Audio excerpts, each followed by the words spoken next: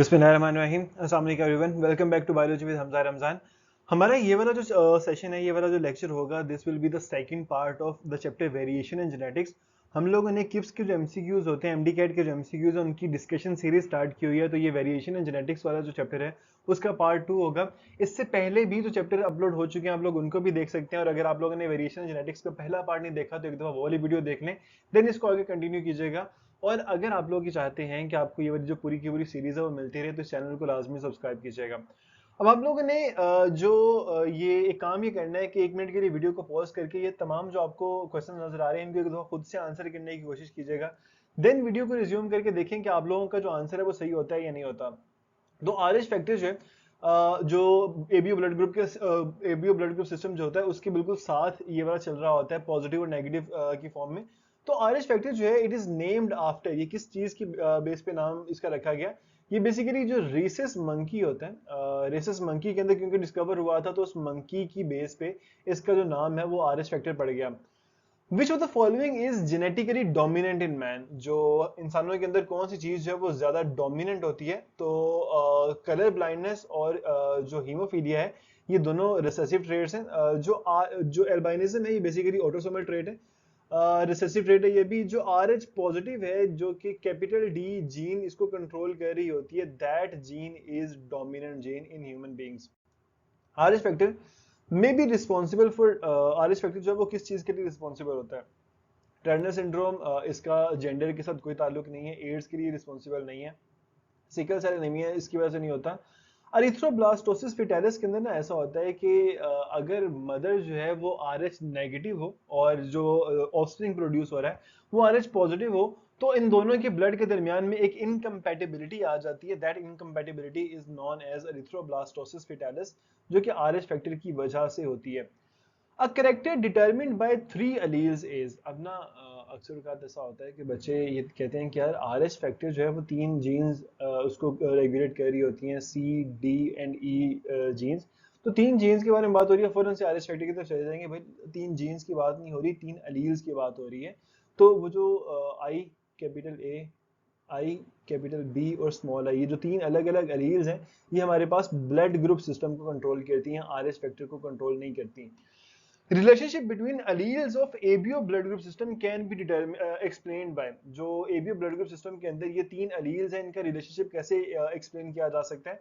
अगर तो हमारे पास ये वाली जो जीनोटाइप आती है तो ये को डोमिनेंस होगा, दोनों मिलजुल के रहेंगे। लेकिन अगर हमारे पास ये वाली अलील या ये वाली जीनोटाइप या फिर ये वाली जीनोटाइप आती है ना, तो ये स्मॉल आई के ऊपर मुकम्मल तौर पर डोमिनेंट होते हैं। तो कंप्लीट डोमिनेंस भी होती है इसके अंदर, को डोमिनेंस भी होती है, yes that is correct. Over dominance यहाँ पे नहीं होती, इनकम्प्लीट डोमिनेंस भी नहीं होती। तो ये जो हमारे पास ऑप्शन है ये करेक्ट होगी। ABO blood group system was discovered by, यहाँ पे दो जो अलग अलग साइंटिस्ट हैं उनके नाम आते हैं, बर्नस्टीन और लेंस्टाइनर। जो कार्ल लेंस्टाइनर था उसने इस ब्लड ग्रुप सिस्टम को डिस्कवर किया था, और बर्नस्टीन ने इसकी जेनेटिक बेसिस को तकरीबन 20 साल के बाद एक्सप्लेन किया था। तो डिस्कवर की अगर बात करें तो लेंस्टाइनर ने उसे डिस्कवर किया था। Genotype of for A B negative blood group will be, अब देखिए ये वाली जो जीनोटाइप है ये तो ब्लड ग्रुप ए बी को प्रोड्यूस करेगा। हम लोगों ने इसके अलावा आर एच के बारे में बात की कि अगर कैपिटल डी है तो ये डोमिनेंट है, अगर कैपिटल डी स्मॉल डी होगा तब भी आर एच पॉजिटिव होगा। हमारे पास ब्लड ग्रुप है आर एच नेगेटिव, तो इसके लिए जरूरी है कि दोनों ही स्मॉल डी वाली एलील्स हों जो कि आर एच फैक्टर को डिटरमिन करेंगी। तो ए बी ब्लड ग्रुप के लिए ये वाली जीनोटाइप हमारे पास होती है, जो ये फोर्थ ऑप्शन तो यहाँ पे वैसे गलत हो जाती है। अगर आप बाकी 3 ऑप्शन में देखें, बी वाली ऑप्शन को देखें, तो कैपिटल डी ये ए बी पॉजिटिव ब्लड है। ये सी वाली ऑप्शन को देखेंगे, ये भी ए बी पॉजिटिव ब्लड है। लेकिन अगर आप फर्स्ट ऑप्शन को देखते हैं, ए बी और स्मॉल डी ये ए बी नेगेटिव ब्लड है, तो this option will be correct. Which of the following will not result in variation among siblings? कौन सी ऐसी चीज है जो कि वेरिएशन नहीं होने देती। हम लोगों ने ये देखा है कि जो इंडिपेंडेंट असॉर्टमेंट है ये तो वेरिएशन कॉज करती है, क्रॉसिंग ओवर ने वेरिएशन को कॉज करना है। म्यूटेशन लिटरली ये जीन्स को या एलील्स को चेंज करने का काम करती है, लेकिन जो जीन लिंकेज होती है ना, कि दो अलग अलग जीन्स एक दूसरे के साथ जुड़ी हुई हैं, एक दूसरे के करीब करीब मौजूद है, और उन्होंने इकट्ठा ही अगले ऑर्गेनिज्म के अंदर ट्रांसफर होने, दैट इज जीन लिंकेज। और जीन लिंकेज ने वेरिएशन को नहीं होने देना। if all four phenotypic combinations are parental and recombinants are produced in equal ration, then there would be, अब जब हमारे पास चार अलग अलग phenotypic combinations हैं, चारों इक्वल जो रेशो है, इक्वल प्रोपोर्शंस उनमें प्रोड्यूस हो रहे हैं, इसका मतलब है कि जो अलील्स हैं, ये जो जीन्स हैं, वो एक दूसरे के साथ मिलकर अगली ऑर्गेनिज्म में ट्रांसफर नहीं हो रही, उनके अंदर किसी किस्म की जीन लिंकेज मौजूद नहीं है, प्रॉपर इंडिपेंडेंट असॉर्टमेंट का काम जो है यहाँ पर हो रहा है। तो पार्शियल लिंकेज नहीं होगा, टाइट लिंकेज नहीं होगा, कंप्लीट लिंकेज भी नहीं होगा, नो लिंकेज बिटवीन जीन्स है, ये होगा। All of the following can form a linkage group on human chromosome 11 except जो एल्बाइनिज्म है, एल्बाइनिज्म ल्यूकीमिया और sickle cell anaemia human chromosome 11 पर मौजूद होता है, गाउट जो है वो क्रोमोसोम एक्स पे मौजूद होता है, तो गाउट जो है वो यहाँ पे क्रोमोसोम नंबर 11 पे नहीं होगा। The recombination frequency is 20% between two genes. The distance between them in unit map is, अब यूनिट मैप के अंदर किसी भी जीन के दरमियान में, दो अलग अलग जीन्स के दरमियान में जो डिस्टेंस है, वो उनकी रिकम्बिनेशन फ्रीक्वेंसी के बिल्कुल बराबर होता है। तो अगर हमारे पास एक जीन, दो जीन्स ऐसी हैं जिनकी रिकम्बिनेशन फ्रीक्वेंसी सिर्फ सिर्फ 20% है, यानी कि वो एक दूसरे के करीब करीब है, वो बहुत ज्यादा दूर दूर नहीं है, उनकी बहुत ज्यादा रिकम्बिनेशन नहीं होती, तो इसका मतलब होगा कि यूनिट मैप पे भी एक दूसरे के करीब करीब होंगी, उनका जो डिस्टेंस होगा वो 20 होगा on unit map. Genes A, B, C, and D are located on the same chromosome. The recombination frequencies are as follows. ये हमारे पास recombination frequencies हैं इनकी। What is the most likely order of the gene on the chromosome? अब मैंने आप लोगों को पहले बता दिया कि जो frequency जितनी कम है, इसका मतलब है कि वो जीन जो है उतनी ही ज्यादा करीब करीब है। अगर हम लोग रिकम्बिनेशन फ्रीक्वेंसी की बात करें तो हमारे पास ए बी सी डी ये चार जीन्स हैं, हम लोगों ने इनकी तरतीब का पता लगाना है। तो यहाँ पे देखें सी और डी के दरमियान में सबसे ज्यादा रिकम्बिनेशन फ्रीक्वेंसी है, ये सबसे ज्यादा शफल होती है, यानी कि इनके दरमियान में डिस्टेंस सबसे ज्यादा है। तो हम लोग ये चीज स्टैब्लिश कर लेंगे कि सी और डी एक दूसरे से दूर दूर हैं, ए और बी इन दोनों के दरमियान में पाई जाती हैं। अब हमने ये देखना है कि जो ए है ये सी के करीब होगी या जो बी है ये सी के करीब होगी। तो इस चीज का अंदाजा लगाने के लिए हम पहले देखते हैं कि ए और सी के दरमियान में डिस्टेंस कितना है। 23 यूनिट मैप उसका डिस्टेंस है, 23 उसकी रिकम्बिनेशन फ्रीक्वेंसी है। लेकिन बी और सी को अगर देखा जाए तो उसमें सिर्फ और सिर्फ 10% रिकम्बिनेशन फ्रीक्वेंसी, यानी कि बी और सी एक दूसरे के ज्यादा करीब है, वो इतना ज्यादा रिकम्बिनेंट नहीं होते, इतना ज्यादा चेंज नहीं होते। तो सी के फौरन बाद बी आएगा। बी से आगे अगर आप देखें ए और बी के दरमियान में जो रिकम्बिनेशन फ्रीक्वेंसी है दैट इज ओनली 8%, तो हमारे पास बी के साथ ए जुड़ा हुआ होगा, और जो ए है उससे आगे हमारे पास डी जुड़ा होगा, तो this will be the answer, C B A D इसका आंसर जो है वो होगा। Number of pairs of autosomes in humans is, अब देखें इंसानों के अंदर टोटल जो क्रोमोसोम्स के पेयर होते हैं वो तो 23 हैं, लेकिन उनमें से एक जो लास्ट वाला क्रोमोसोम का पेयर है वो ऑटोसोमल पेयर नहीं है, बल्कि वो सेक्स डिटरमिनिंग पेयर है। तो जो ऑटोसोमल पेयर्स होते हैं इनकी तादाद 22 होती है। There are dash linkage groups in humans, अगर इंसानों को अगर छोड़ें, किसी भी ऑर्गेनिज्म की अगर बात करते हैं उसमें लिंकेज ग्रुप्स कितने होते हैं। देखिए किसी भी ऑर्गेनिज्म के अंदर जो होमोलोगस पेयर्स की तादाद होगी, total number of homologous pairs होगा, that will be the number of linkage groups in those organisms. तो इंसानों के अंदर टोटल 23 होमोलोगस पेयर्स होते हैं, तो इंसानों के अंदर जो लिंकेज ग्रुप्स की तादाद है ये भी 23 होगा। Chance of a crossover between two loci is directly proportional to their, अब देखिए दो अलग अलग लोसाई हैं, उनके दरमियान में क्रॉसिंग ओवर के चांसेस किस चीज पे डिपेंड करेंगे। अगर तो वो लोसाई एक दूसरे से दूर दूर है तो उनके दरमियान क्रॉसिंग ओवर के चांसेस ज्यादा हैं, अगर लोसाई एक दूसरे के करीब करीब है तो क्रॉसिंग ओवर के चांसेस कम हैं। तो जो क्रॉस ओवर के चांसेस हैं they are directly proportional to the distance between two loci. A person was married to his cousin and both are heterozygous for sickle cell. Heterozygous for sickle cell का मतलब है capital S small s anemia. Among their 4 kids, what will be the proportion of affected homozygotes? इसका हम लोग क्या करेंगे, इसका एक जल्दी से पुनः स्केल बनाएंगे। जब कभी भी दो अलग अलग ऑर्गेनिजम्स हैं जो कि हेट्रोजाइगोट हैं किसी भी एक डिजीज के लिए जो कि रिसेसिव डिजीज है, तो इसमें हम लोगों ने जब ये चीज करके देखनी है तो हमारे पास एक ऑर्गेनिज्म ऐसा प्रोड्यूस होगा जिसमें किसी किस्म की डिजीज के चांसेस ही नहीं है, वो होमोजाइगस है और वो जो है वो ठीक है। दो ऑर्गेनिज्म इसमें ऐसे प्रोड्यूस होंगे जिनमें जो जो कैरियर्स हैं, लेकिन एक ऑर्गेनिज्म इनमें ऐसा होगा out of 4 one will be affected, तो इसमें 25% ऑर्गेनिज्म जो होंगे they will have disease. In which situation genes are not assorted independently during meiosis in a chromosome. देखिए जो इंडिपेंडेंट असॉर्टमेंट है ना, जो मेंडल का लॉ है, वो एक चीज के ऊपर आकर एप्लीकेबल नहीं होता कि जब दो अलग अलग जीन्स होती हैं उनके लोसाई एक दूसरे के करीब करीब है। एक सिंगल लिंकेज ग्रुप है, जैसे कोई भी होमोलोगस क्रोमोसोम है, that is one linkage group. उस एक लिंकेज ग्रुप के ऊपर जब दो अलग अलग लोसाई एक दूसरे के बहुत करीब होते हैं तो उनके इंडिपेंडेंट असॉर्टमेंट के चांसेस बहुत कम हो जाते हैं और वो एक दूसरे के साथ ही अगली जनरेशन में जा रहे होते हैं। तो यहाँ पे when genes are not linked, नहीं ये आंसर नहीं होगा। When they are linked, when there are too many genes on a chromosome, ये भी इसका आंसर नहीं है। When some genes have mutated, ये भी इसका आंसर नहीं है। when genes are linked and their loci are close to each other, then वो independent assortment जो है वो नहीं करेंगे।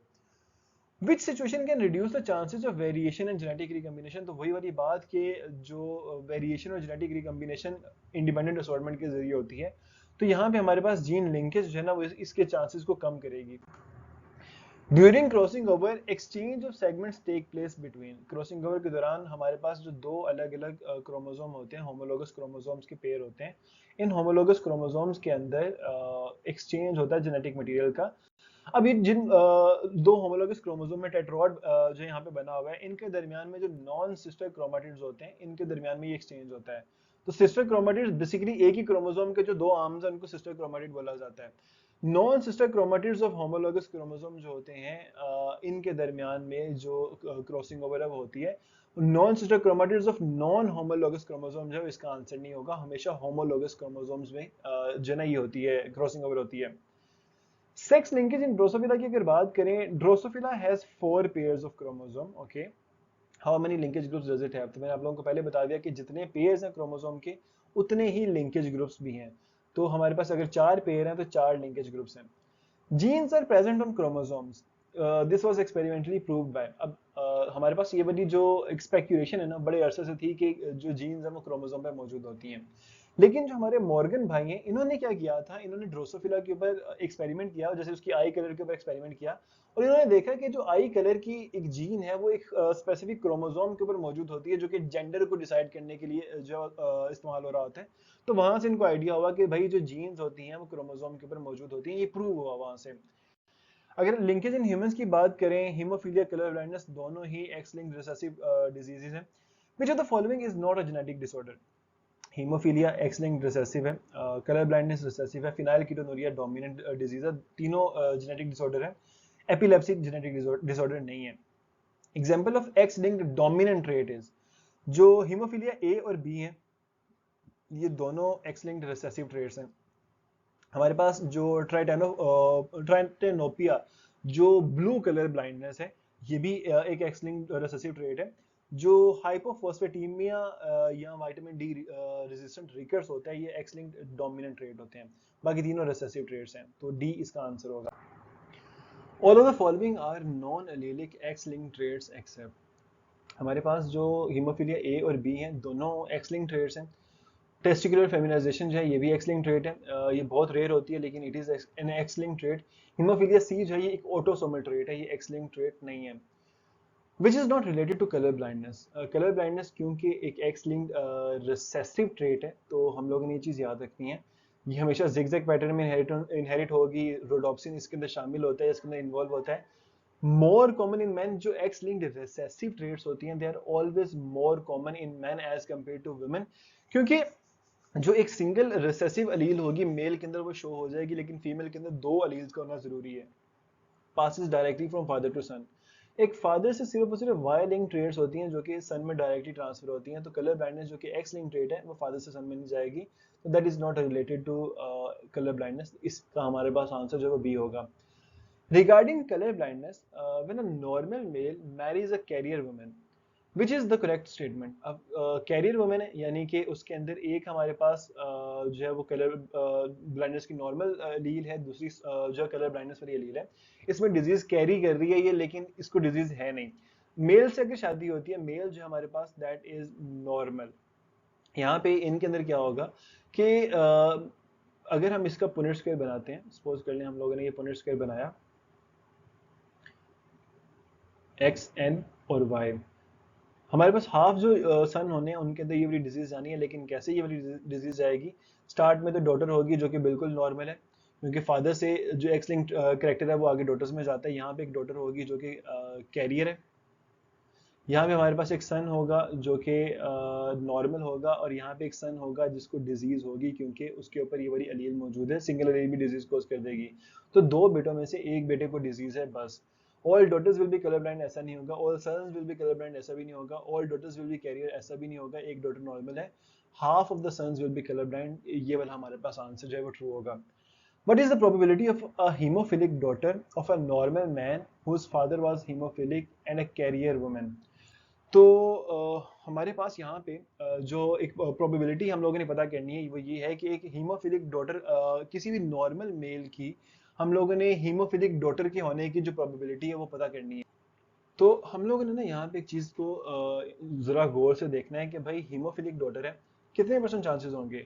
जो उसका फादर है वो नॉर्मल है, तो फादर का जो नॉर्मल होना, इसका मतलब ये है कि फादर की जो जीनोटाइप है दैट इज दिस। उस जो डॉटर का फादर है उसका फादर जो था ही वाज हीमोफिलिक, उसको हीमोफीलिया था। लेकिन इसके अंदर यहाँ पे कोई उस चीज का ताल्लुक नहीं है, ये सिर्फ बच्चों को कंफ्यूज करने के लिए बताया गया। और जो मदर है उस डॉटर की, she is a carrier women. तो अगर मदर की जीनोटाइप को बनाया जाए that is X capital H और स्मॉल एच। अगर हम इनके अंदर देखें तो इनके अंदर जो एक कैरियर हमारे पास हीमोफिलिक डॉटर जो है उसके चांसेस कितने होंगे, उसकी प्रोबेबिलिटी कितनी होगी? तो उसकी प्रोबेबिलिटी हमारे पास 0% होगी। वाई? क्योंकि मेल से अगर दोनों डॉटर्स के अंदर ये जितनी भी डॉटर्स प्रोड्यूस होंगे उनमें कैपिटल एस जा रहा है, तो इसका मतलब है कि उसके अंदर हीमोफीलिया की डिजीज जो है वो मौजूद नहीं होगी, कभी भी वो एक्सप्रेस नहीं होगी। हो सकता है कि डॉटर कैरियर हो जाए लेकिन कभी भी उसके अंदर डिजीज शो नहीं होगी।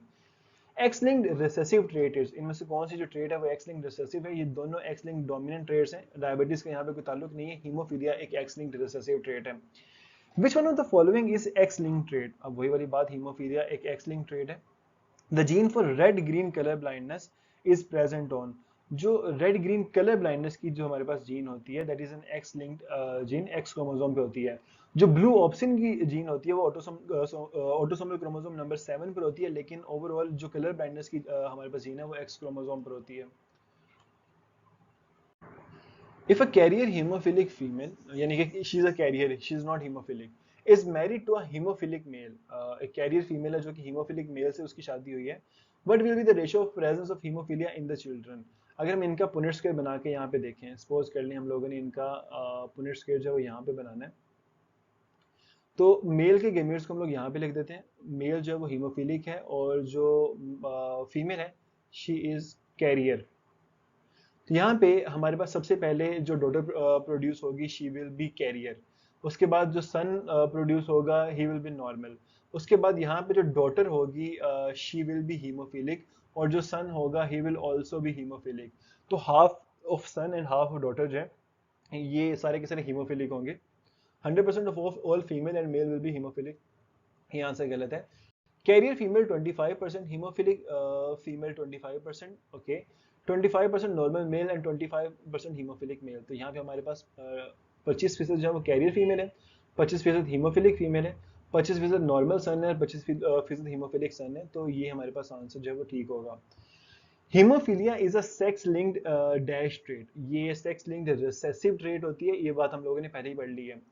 Hemophilia A and B color blindness and testicular feminization are examples of. Again, A and B color blindness, testicular feminization, X-linked trait है, X-linked dominant नहीं है, X-linked recessive traits हैं। Which traits are more likely to affect men more than women? जो recessive traits होती हैं, जो X-linked recessive traits होती हैं, वो मेल को ज्यादा अफेक्ट करती हैं। क्योंकि ऑनेस्टली देखिए, अगर फीमेल के अंदर हीमोफीलिया होना है तो उसके अंदर दो अलील्स का होना जरूरी है। लेकिन अगर मेल के अंदर हीमोफीलिया होना है तो एक सिंगल अलील भी होगी तो हीमोफीलिया हो जाएगा। तो दैट इज वाई जो एक्स लिंक्ड रिसेसिव ट्रेट्स होती हैं वो मेल को या मेन को ज्यादा अफेक्ट करती हैं as compare to women. Homozygous recessive allelic condition for green option. अब देखें, जो हमारे पास रेड ऑप्शन होता है दैट इज प्रोटेनोपिया, जो ब्लू ऑप्शन होता है दैट इज ट्राइटेनोपिया, और जो ग्रीन ऑप्शन हमारे पास होगा वो ड्यूटेरोनोपिया होगा। तो इसका आंसर जो है वो डी है। An X-linked trait that results due to hormonal insensitivity of target cells. जो हमारे पास नॉर्मली ऐसा कभी कभार होता है कि एक एक्स वाई जो कॉम्बिनेशन है सेक्स लिंक सेक्स डिटर्मिनिंग जो क्रोमोसोम है उनका प्रोड्यूस हो गया, लेकिन एक्स के ऊपर बहुत सी जो है वो इरेगुलरिटीज की वजह से, बहुत सी म्यूटेशंस की वजह से उसने वाई को एक्सप्रेस नहीं होने दिया, और जो मेल गोनेड्स हैं वो प्रोड्यूस नहीं होंगे, बल्कि phenotypically that organism that person will be a female. तो इसको हम लोग टेस्टिकुलर फेमिनाइजेशन सिंड्रोम या टीएफएम का नाम देते हैं, TFM syndrome. Gene responsible for webbing of toes is present on, recently इस चीज को डिस्कवर किया गया है कि सिर्फ और सिर्फ जो sex determining region of Y या मेल प्रोड्यूसिंग जो जीन होती है सिर्फ वही वाई क्रोमोसोम पर नहीं होती, बल्कि जो वेबिंग ऑफ टोज का एक कैरेक्टर था जो कि एम्फीबियंस में पाया जाता था, वो भी उसकी जो जीन है वो भी वाई क्रोमोसोम के ऊपर मौजूद होती है।